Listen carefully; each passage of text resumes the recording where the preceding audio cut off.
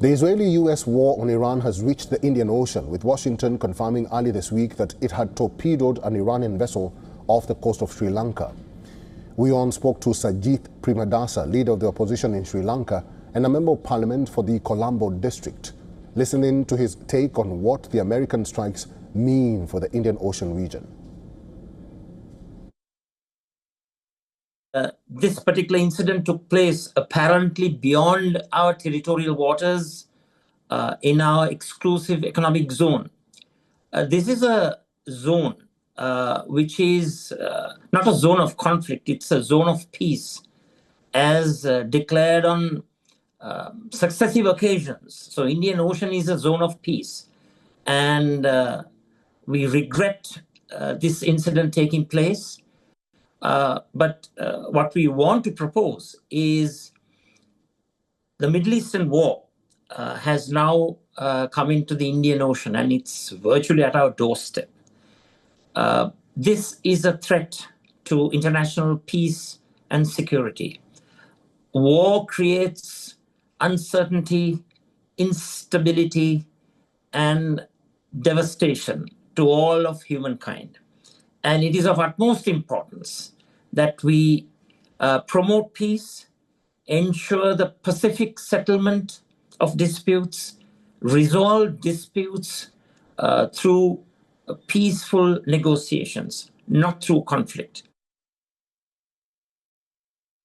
Humanitarianism is of utmost importance in our policy implementation, in our foreign policy.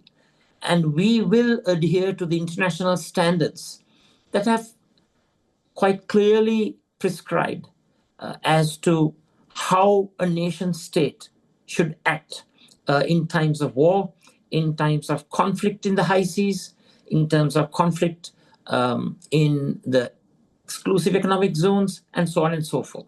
What is of paramount importance is to maintain the Indian Ocean area, this particular zone, as a zone of peace, not as a zone of conflict, because we want to contribute to international peace and stability. We don't want conflict. We don't want war. We don't want instability.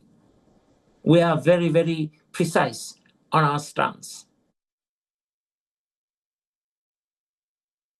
From what I have heard from a variety of sources and third parties, also from the government, is the fact that this attack took place beyond our territorial waters, which amount to 12 nautical miles within the exclusive economic zone.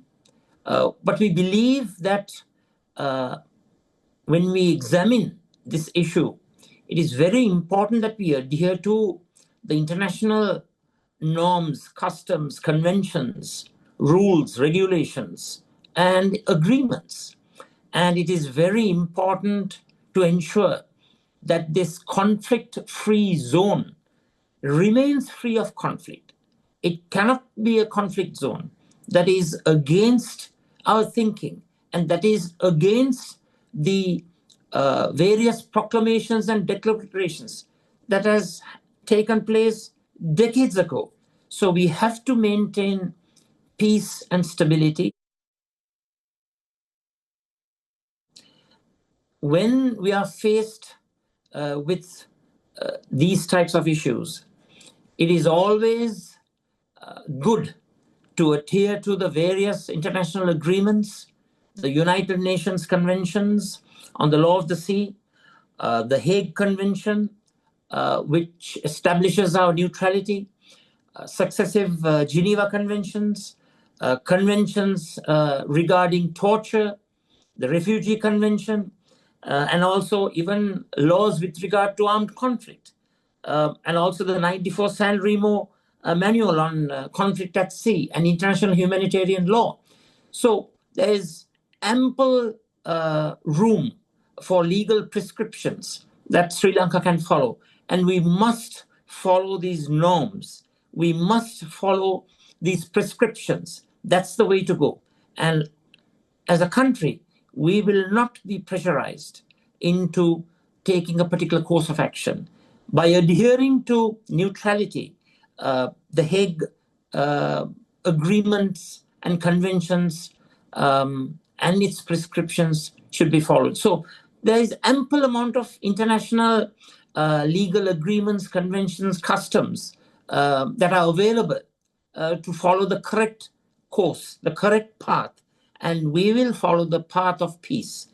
We will follow the path that de-emphasizes conflict and emphasizes peace, stability, and achieving those goals through negotiations and talk. All I can say in generality is that we should follow internationally accepted norms, customs, conventions, agreements as to how we should conduct as a nation state. And all such conduct must give priority to protecting lives, must give priority to protecting human beings, must ensure that humanitarianism gets priority over warmongerism. That's the way to go. We need peace, and we need to embark on pacific settlement of disputes.